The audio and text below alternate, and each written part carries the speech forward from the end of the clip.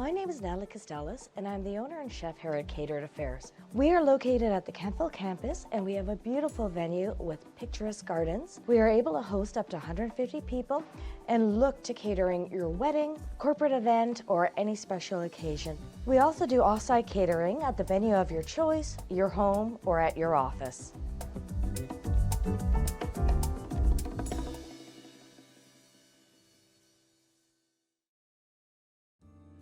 Welcome everyone to this year's Economic Summit. I'm Natalie Castellas, and today we are going to be preparing a chicken paillard. This meal is so quick and easy. You could easily prepare it within 15 minutes for an easy dinner when you're done the conference today. So let's get started. We're going to do 2 chicken breasts. I've ordered my chicken in whole from Cedar Run Farms, and I've deboned and de-skinned, and now I'm left with 2 beautiful cutlets.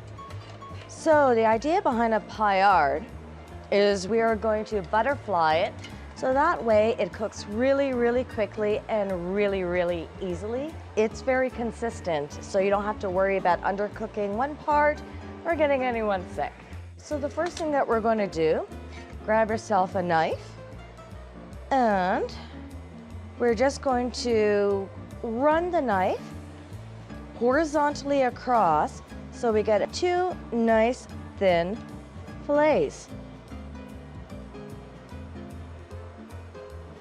Make sure you keep the palm of your hand flat, because no trips to the hospital once you're done cooking them. So we have 4 nice fillets.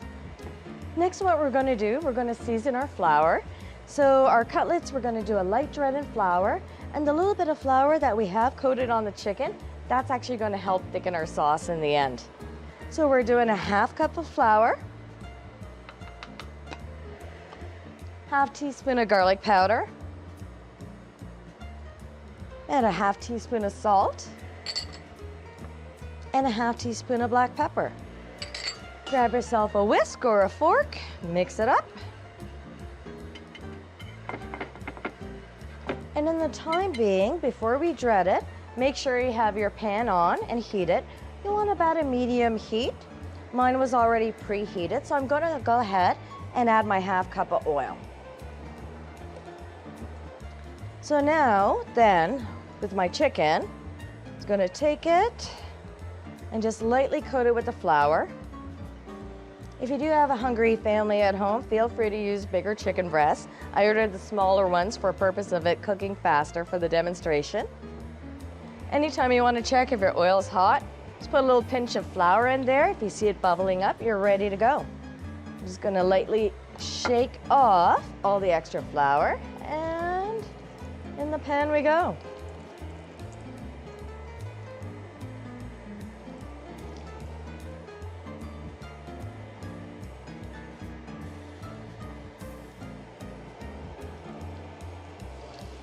So our chicken is pretty much done on one side. We've already done, it's about 50% cooked. So we're going to go ahead and flip. Normally you want to cook it, if you don't feel comfortable cooking poultry, to 165 degrees. That is your safe point. If your pan is a little bit too hot, feel free to take it out, put it on a baking sheet, and just throw it in the oven and let it cook for another 5 minutes. It'll also help just keep it warm while you get the other components of the dish done. So I could definitely tell that all the natural juices for the chicken, everything is running clear now.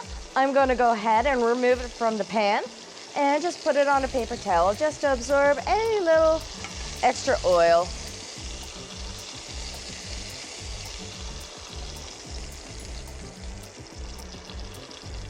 And I'm going to take my pan from the heat. So in your pan, you'll find there is a little bit extra oil. I'm just going to discard that, but you still want to hold on to about 1 tablespoonful, because that's what we're going to saute our garlic and our spinach with. You want to make sure that you have all your ingredients kind of pre-measured, because the last thing you want is burnt garlic. So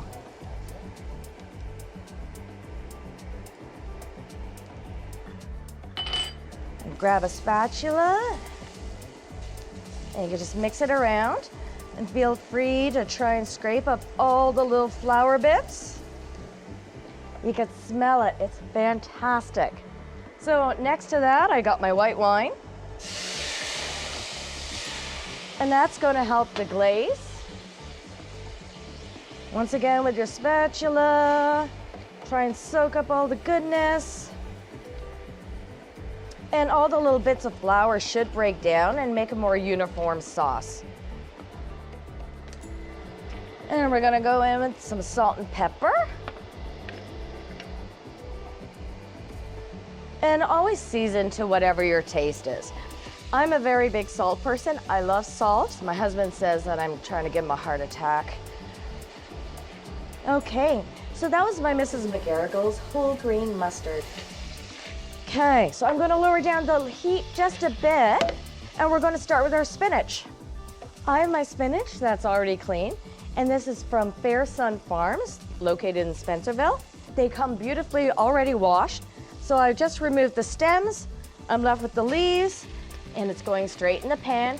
This will only take literally 15 seconds. So you just want to cook it through enough, just so it could wilt.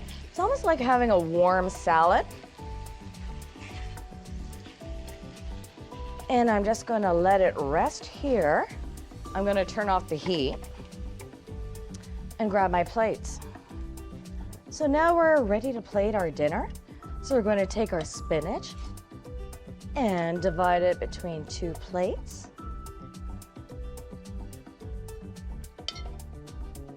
And take our chicken.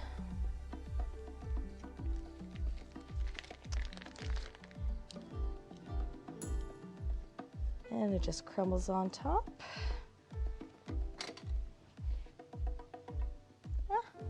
Some got away. And there you go. Our main course is ready.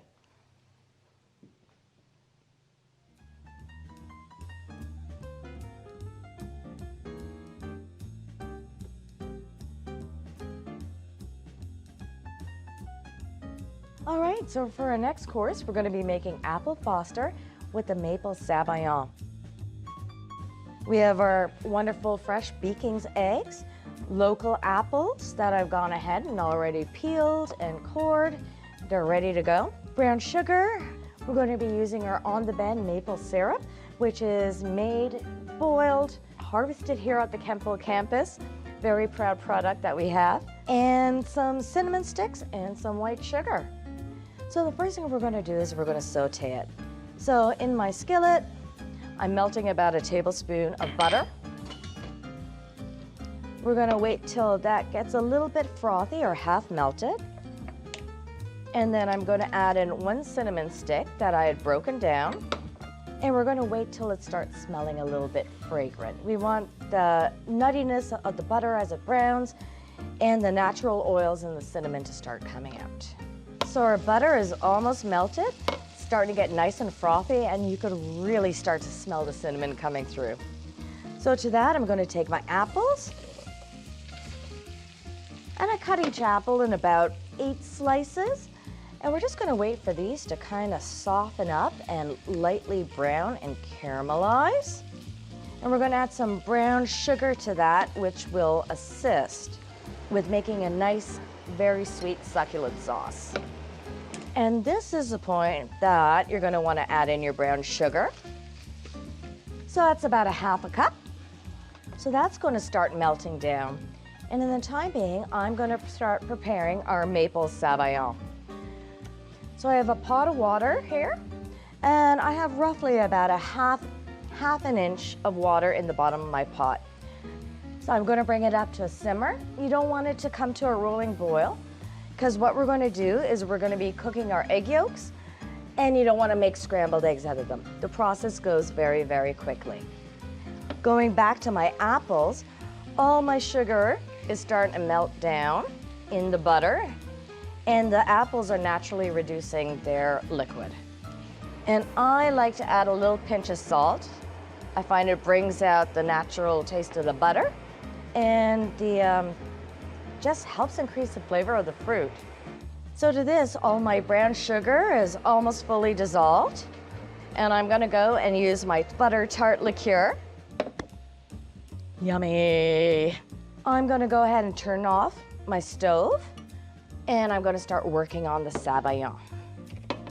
So for the bain-marie, what you wanna do is find a bowl that comfortably fits on top without the bottom touching the water.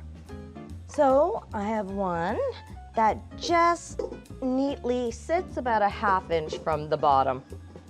You will need for this a whisk, your 6 egg yolks, and some plain white sugar. So this is going to be your after workout. So I put my eggs in and break it up, and you're going to continuously keep whisking it. I'm going to add in my ½ cup of sugar.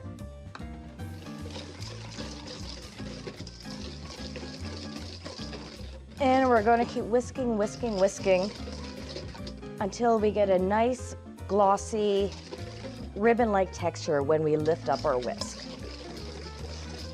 The main thing is keep it moving so you don't cook any of the egg on the outer part of the bowl. So my sugar is starting to dissolve. I'm going to go in with a spatula and just scrape around, just so if there's any parts of the bowl that's getting too hot, to incorporate it back in so it gets cooked out. And I'm going to start whisking a little more vigorously just to get incorporate more air into it. You're almost looking for a hollandaise consistency. So I'm going to give it one more rundown with a spatula, just to keep it nice and clean so you don't get any scrambled egg yolks around your bowl. And I think it's almost time to add the maple syrup.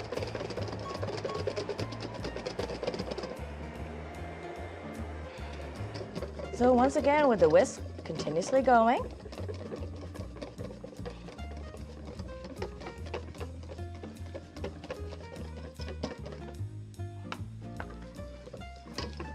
pour it in, and we'll let it go a little bit longer just to make sure everything's warmed through, because it is a warm dessert. Oh, it smells delicious. I'm getting hungry. And I'm pretty sure we are done. I don't have a spoon on me, so I'm just going to take the back. So like any sauce, it needs to be just thick enough that you could draw a little line in it. Let's give her a taste. Oh my God, it's so good. It's so good. It's time to plate, then it's time to eat. So we're going to put a little bit of the sabayon at the bottom.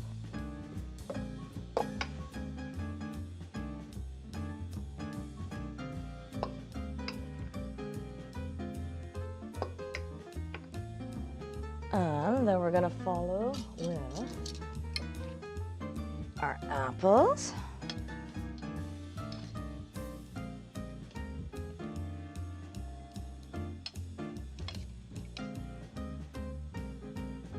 Don't be afraid to leave the cinnamon sticks in there.